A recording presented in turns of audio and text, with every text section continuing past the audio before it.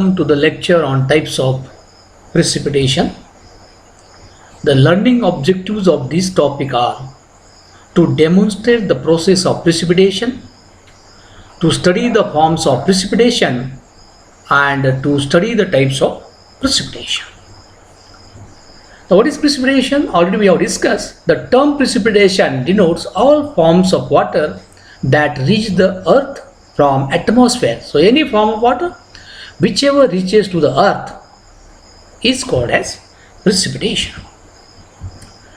Now, discuss the conditions which are favorable for occurrence of precipitation when precipitation occurs. For occurrence of precipitation, the atmosphere must have moisture. Moisture should be present in the atmosphere. If clouds are dry clouds, you cannot expect the precipitation. Second is there must be sufficient nuclei present to aid the condensation. Salt particles, sodium chloride should be present for condensation because it is important for condensation process to aid the condensation. Next is weather conditions must be good for condensation of water vapor to take place. The condition should be such that there will be process of condensation and obviously there will be formation of water vapor. And last is the product of condensation must reach the earth's surface. So after condensation, whatever droplets will be there, whatever clouds will get formed and precipitation occurs, it should reach to the earth's surface. Sometimes what happens, due to heavy winds, the precipitation may carry it from one place to another place. So this is regarding conditions which are favorable for occurrence of precipitation. Now there are various forms of precipitation. Some of the common forms of precipitation are specified here. First is rain, then snow, then drizzle, next comes to be glaze, sleet, hail, and last is dew. We'll discuss one by one. Rain. When precipitation reaches the surface of earth in the form of droplets of water, we call it as rain. The size of drop vary from 0.5 mm to 6 mm. It is the principal form of precipitation in India. So rain is always in the form of droplets having size 0.5 mm to 6 mm. On the basis of rainfall intensity, the rain is classified into different parts. Categories. Number one is light rain. When intensity of the rainfall is up to 2.5 mm per hour, it is called as light rain.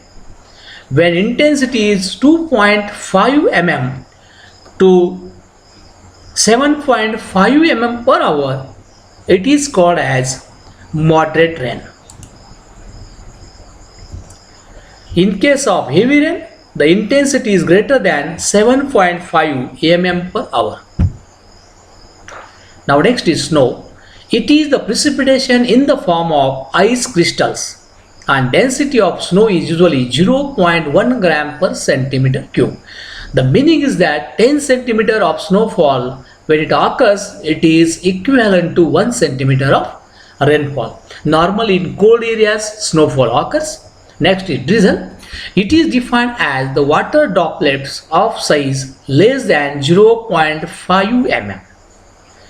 In case of this drizzle, the droplet size is 0.5 mm with less size and intensity is less than 1 mm per hour is known as drizzle. The water droplets are so light that they appear to be floating in the air. Normally, it gets accumulated on the hairs of head. It is very small. It floats along with the air. Next is glaze. When rain or drizzle comes in contact with cold objects at around 0 degrees centigrade, the water drop size and the water drops bridge to form an ice coating which is called as glaze, also called as freezing rain. Next is sleet.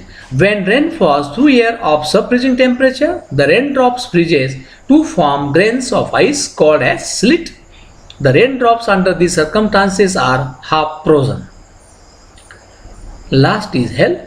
It is the precipitation in the form of irregular form of ice with size ranging from 5 mm to 50 mm. Very big size is there up to 50 mm, so it is very dangerous. And last comes to be dew. So during midnights, when surface of the object on earth cools by radiation, the moisture present in the atmosphere condenses on the surface of these objects, forming water droplets, and this is called as dew. So here this is the sketch of dew. Now coming to types of precipitation. So here we'll discuss only two basic types: convective precipitation and orographic precipitation. Convective precipitation, as its name suggests, it forms due to formation of convection there. So in this type of precipitation, a part of the air which is warmer than surrounding air due to localized heating rises because of its lighter density. So localized heating means due to the local various activities including the cooking. So definitely there will be rise in the temperature, and due to this the temperature of surrounding air will get increased, and this warmer air will rises, undergoes cooling, condensation, and there will be precipitation. The precipitation is in the form of showery precipitation. Sometimes there is possibility of light showers, or sometimes there may be cloud burst also. Next is orographic precipitation.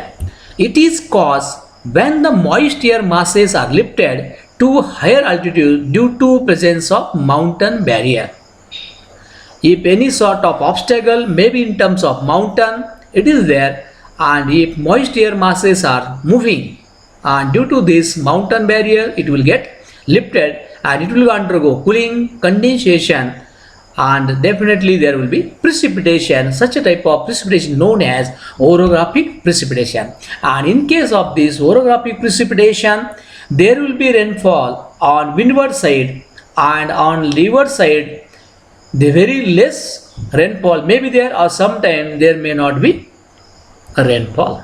So this is all about forms of precipitation and types of precipitation. In the next video we'll discuss the measurement of precipitation. Thank you.